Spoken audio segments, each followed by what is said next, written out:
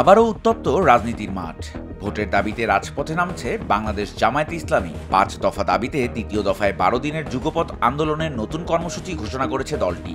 জাতীয় সংসদ নির্বাচনে পিআর পদ্ধতি অর্থাৎ পুরো নির্বাচনী পদ্ধতির আমূল পরিবর্তনই তাদের এবারের প্রধান দাবি।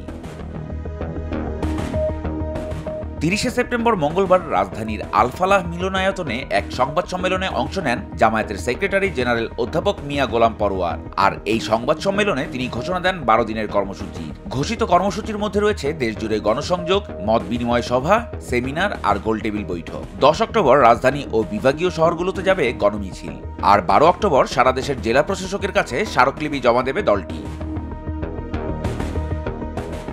তাদের ৫ দফা দাবির মূল দাবি, আগামী নির্বাচন হতে হবে জুলাই সনদের ভিত্তিতে, পাশাপাশি ভোটের পদ্ধতি হতে হবে পিআর পদ্ধতিতে, অর্থাৎ যে দল যত শতাংশ ভোট পাবে সেই দল ঠিক তত শতাংশই আসন পাবে। আর এছাড়া বাকি দাবিগুলো হচ্ছে জুলাই সনদের ভিত্তিতে নির্বাচন, লেভেল প্লেইং ফিল্ড নিশ্চিত করা, গণহত্যার বিচার দৃশ্যমান করা এবং জাতীয় পার্টি ও ১৪ দলের বিরুদ্ধে বিশেষ ট্রাইব্যুনাল গঠন করা। বাংলাদেশের রাজনীতির অঙ্গনে এই ঘোষণায় নতুন মাত্রা যোগ হলো। পিআর পদ্ধতিতে ভোটের এই দাবি কি গড়ে তুলবে নতুন ঐক্যমত্য, নাকি আবারও সংঘাতে উত্তপ্ত হবে রাজপথ? ইলিয়াস হোসেন, স্বদেশ প্রতিদিন।